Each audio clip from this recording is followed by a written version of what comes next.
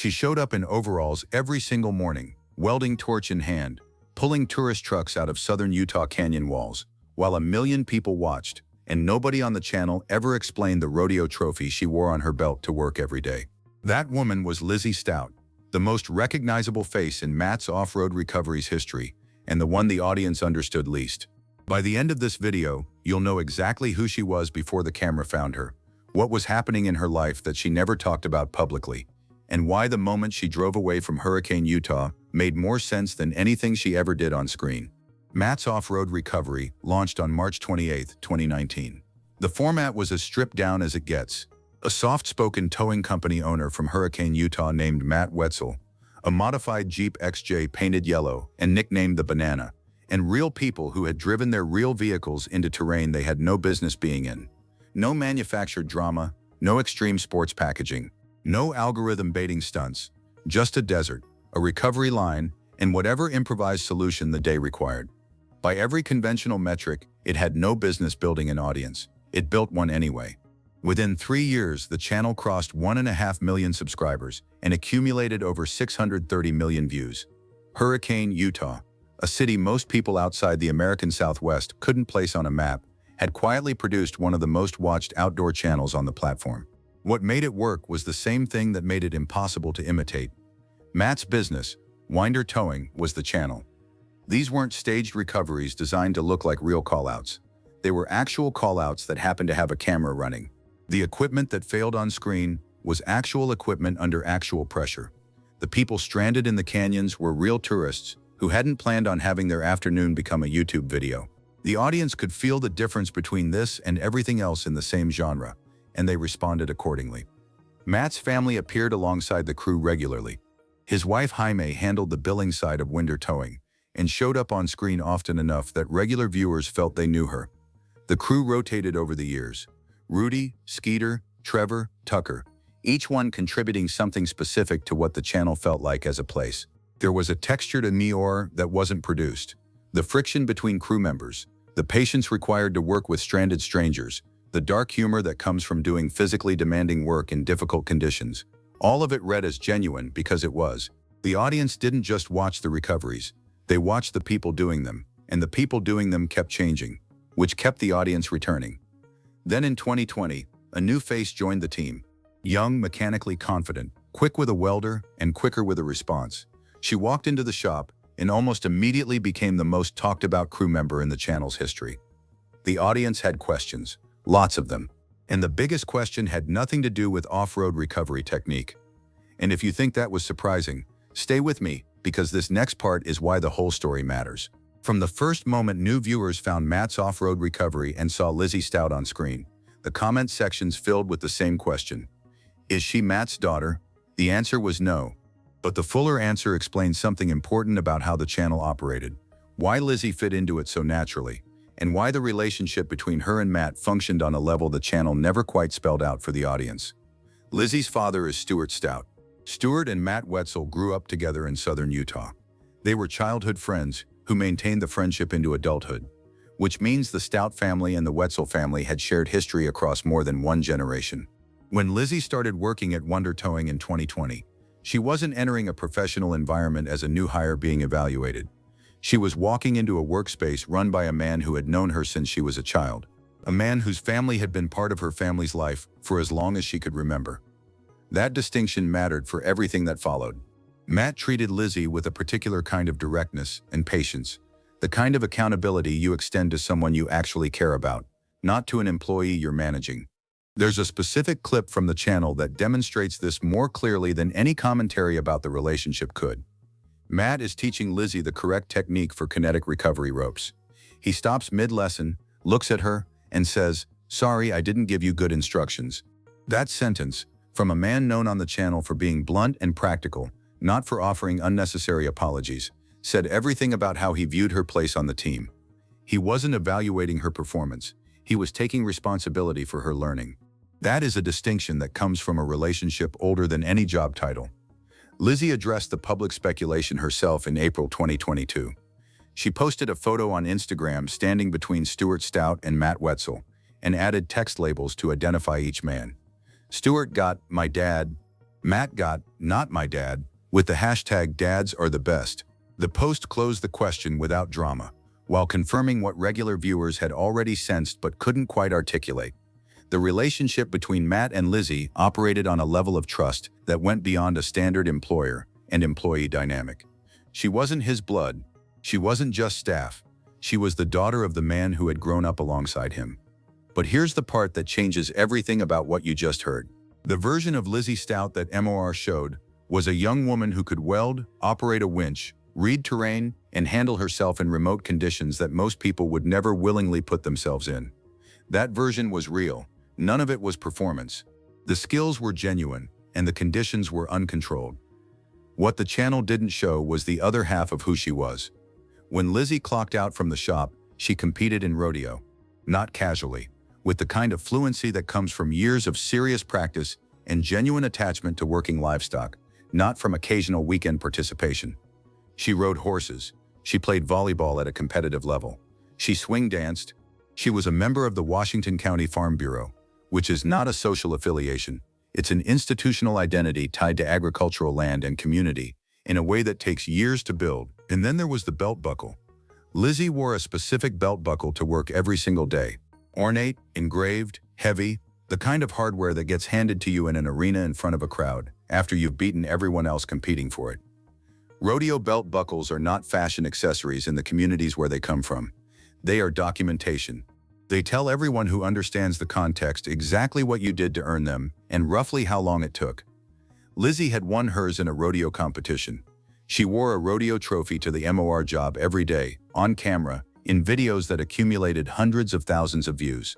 For the majority of the audience, it registered as part of her overall aesthetic, a Western accessory on a young woman doing outdoor work in Utah. For anyone with even passing familiarity with rodeo culture, it was a different kind of signal entirely. Lizzy Stout was not someone who stumbled into the outdoor world through a towing channel and discovered she enjoyed physical work. She was someone who had been living inside that world her entire life, in multiple disciplines simultaneously, long before a YouTube camera ever pointed in her direction. The welding, the vehicle recovery, the early mornings in the desert, the comfort with remote terrain and mechanical failure, all of it mapped cleanly onto a person whose baseline relationship with land-based physical work was already well above what most people ever develop. The audience thought they were watching someone find her footing in an unusual job. They were actually watching someone add a specific new skill set to a life that was already built around the land. Most people who know this story stop here, but the real story starts right now. There is a specific MOR video that most longtime followers of the channel have seen without knowing it. Became a case study. The setup was completely ordinary. The crew was driving through Vail, Utah, on the way to a recovery call-out. They stopped at a gas station. Lizzie bought nachos. The conversation between her and Matt that followed was unremarkable by any standard measure. Two people talking about gas station food while driving toward work. The clip lasted somewhere between 7 and 12 seconds. Viewer retention on that video, measured days after it went up, was sitting at 82%. Matt Wetzel took that number to VidSummit, an industry conference for YouTube creators and content strategists, and built his presentation around it. He called it the nacho moment. He walked through what the data was actually measuring and why it mattered. The industry benchmark that YouTube creators celebrate clearing is 46% average view duration. Sustained retention of 82% on a video, days after release, on a clip that cost nothing to produce and required no setup, doesn't happen through editing quality or scripting. It happens when an audience is so genuinely attached to a person on screen that they stop scrolling, stop skipping, and simply stay. The data was telling Matt something the comments had been trying to say for 2 years. The audience didn't just like Lizzie as a capable, watchable crew member. They liked her as someone they felt they actually knew, a real, unguarded human presence who they wanted to keep watching, even when the moment on screen was nothing more than a woman talking about nachos. The irony built into that number is significant. The version of Lizzie the audience was most attached to, the spontaneous, unscripted one who wasn't performing for anyone, was the version she kept almost entirely private. She held a clear and consistent line between what she showed on camera and what she kept for herself. The audience was voting, with their attention and their retention rates, for more of the exact version she was least inclined to offer. What the nacho moment also revealed was something specific about how Matt built content without always knowing he was building it. He didn't plan that clip. He didn't frame it. He filmed what was in front of him, and the person in front of him happened to be someone 500,000 viewers would pause on, rewind, and watch again. That's not a production decision. That's a relationship that happened to be captured on a phone. The number she generated in that 12-second clip was the kind of result that changes how a channel thinks about what it has. And that's when the decision was made, the one nobody around her saw coming. In mid-2022, Lizzy's social media indicated she had become engaged. The man was Clancy Ballard, a fellow member of the LDS Church, an active horseman, and someone whose public profile was nearly non-existent. When Clancy appeared in a small number of mayor videos, his face was either blurred or he went unintroduced entirely. He chose to remain private, and Lizzy respected that choice without commentary. There was no Instagram post explaining the decision, no channel acknowledgement of why a recurring background figure wasn't being named. It was simply how they handled it. They married on September 30th, 2022, at the Cedar City, Utah temple. The reception was held in Hurricane, the town where Lizzy had grown up, the town where Matt's shop sat, the community that had shaped both of them through entirely different paths that happened to converge inside a towing company with a YouTube channel attached to it. What followed the wedding was a chapter that the MOR audience missed almost entirely. Clancy, as an active member of the LDS Church, was serving a religious mission. That mission took him to Dixon, Tennessee, approximately 1,700 miles from Hurricane, Utah.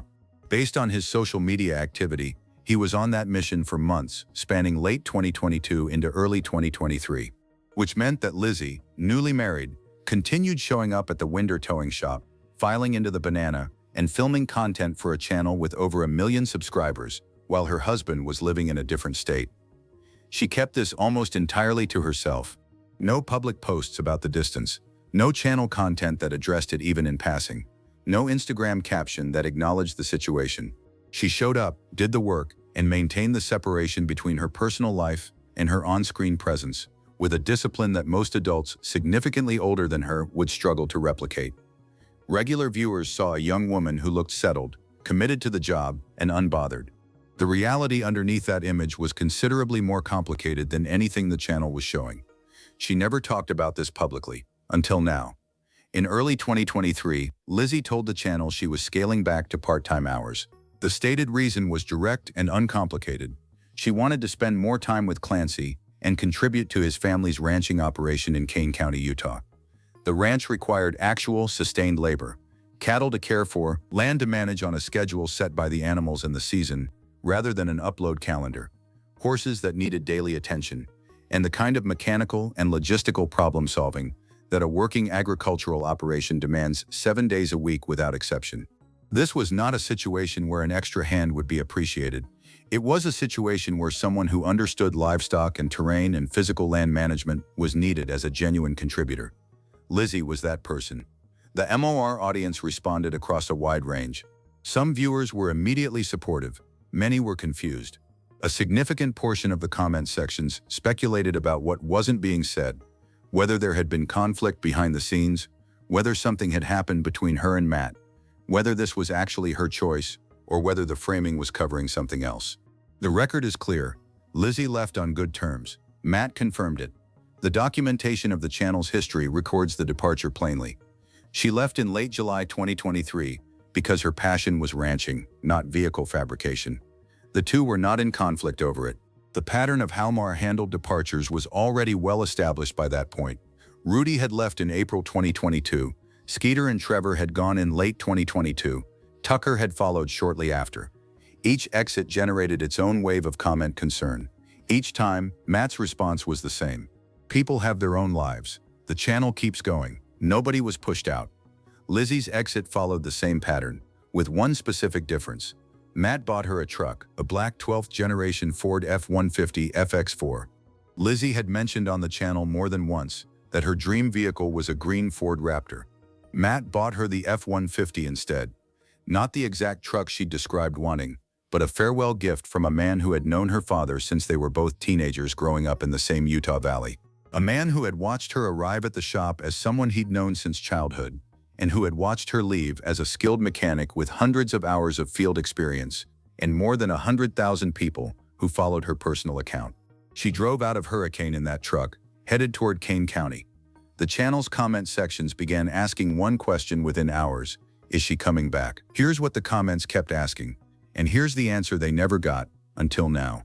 Lizzie said at the time of her departure that she would return to MOR if the situation called for it. She has not appeared in a video since late July 2023. The @MariLizzie accounts, the Instagram that had grown to over 103,000 followers, the TikTok that had grown even larger during her time on the channel, went largely quiet. The branding that had been built entirely around her connection to the Mari crew became a kind of archive. She maintained a personal account under a separate handle, @Lizzy250, which continued to gather its own following on a smaller scale, operating on her own schedule without the upload pressure of a 1 million subscriber channel driving the cadence. The life she stepped into after MIR was not a new direction. It was a return to a direction that had always been there. There is a specific detail about Lizzie and Clancy Ballard that almost never appears in any coverage of her time on the channel, and it reframes nearly everything about how she showed up there. Lizzie and Clancy collect longhorn heads and sell them, not as home decor, but as a trade. It is a niche market built around understanding livestock quality, maintaining contacts inside agricultural and ranching communities, and having the kind of eye for what you're looking at that only comes from years of embedded experience in that world. This is not the hobby of someone who discovered country life through a YouTube channel and decided to lean into the aesthetic. This is the activity of someone who grew up knowing the texture of that world from the inside. Kane County, Utah, where the Ballard family ranch operates, is one of the most remote and sparsely populated areas in the state. The landscape is not a backdrop, it is the job itself. The pace there is set by the land and the animals, not by an editorial calendar. The work is physical and daily and non-negotiable. The skills Lizzie spent 3 years building at Winder Towing, reading terrain under pressure, maintaining and operating heavy equipment, solving mechanical problems in the field with limited resources, transferred directly into that context because they were always adjacent to it. She had been pointed in this direction her entire life. MOR didn't redirect her, it added to her. At this point in the story, most people walked away. What she did instead is the part nobody talks about. Put all of it together, and the picture of who Lizzie Stout actually was at MOR becomes significantly clearer than the channel ever made it. She was a Washington County Farm Bureau member, an institutional identity tied to agricultural land and community, not a casual affiliation. She competed in rodeo. She married a man whose religious mission took him 1,700 miles away, while she stayed professional and private and said nothing about it publicly. She wore rodeo hardware to work every single day as though it were simply what you wore. She and her husband built a livestock trade in a niche market that requires genuine expertise to participate in. She left the most watched off-road recovery channel on YouTube for a ranch in one of the most remote counties in Utah and drove out in a truck her mentor bought her. None of this reads like someone who found the outdoor world through a YouTube job. All of it reads like someone who had been embedded in that world since childhood and who spent 3 years demonstrating a specific set of adjacent skills before returning to the life she had always been building toward. The audience thought they were watching a young woman find her place in a traditionally male-dominated technical space. In one sense, that reading was accurate. She excelled at it genuinely. The welding, the winch operation, the field recovery work, those skills were real and hard-won, and they didn't leave with her when she drove out of Hurricane. But the fuller truth is that Lizzie already had a place. She had always had one. It was the ranch, the livestock, the land, the community she had grown up in. MOR was a chapter inside a longer story that had been running since before anyone pointed a camera at it. The double life the title of this video suggests was never deceptive. She wasn't hiding anything. She was wearing the evidence of who she was on her belt every single morning, on camera, in hundreds of videos that accumulated millions of views. The audience simply didn't know what they were looking at. A rodeo belt buckle is not a fashion choice in the communities where it comes from. It is earned through competition, in front of people who understand what it costs, and it is worn afterward because of what it represents. Lizzie wore that buckle to pull trucks out of canyon walls. That sentence alone tells you more about who she was than any single episode of the channel did. What comes next for her is ranching in southern Utah alongside Clancy, building the life she chose over the one the channel had built around her. The relationship with Matt Wetzel, rooted in something older than MOR, older than YouTube, older than any of the subscribers who are still asking whether she's coming back, hasn't ended. It has simply evolved into whatever two people who have known each other across generations do. When the professional chapter closes and the personal one continues, her personal account posts on her own timeline. No upload schedule. No comment section managing her self-expression. No retention metrics measuring whether the nachos moment was worth filming. She's exactly where she always knew she'd be. Lizzie Stout's story is not a departure story. It's a story about a person who was always exactly who she was, in a context that captured only part of it. What MOR showed was real. The skill, the presence, the mechanical competence, the 82% retention rate on a nacho clip that cost nothing to produce. What the channel couldn't show was the rest. The rodeo competitions, the belt buckle earned in an arena, the marriage that played out privately while she kept showing up to work, the livestock trade, the ranch she was building toward the whole time she was pulling strangers' trucks out of the desert. She goes on doing what she chose, ranching in Kane County, working with Clancy, building something that belongs to them both, on a pace set by land rather than algorithm. The skills she built at MOR didn't disappear. The relationship with Matt didn't close. Only the chapter did. So here is the question that actually matters. Lizzie had over 103,000 followers who believed they knew her, a channel built partly around her presence, and a farewell truck from a man who had known her father since childhood. She walked away from all of it for a cattle operation in one of the most remote counties in Utah, because she knew exactly what she wanted. Would you have made the same call? Or is that kind of clarity something most of us spend years looking for and never actually find?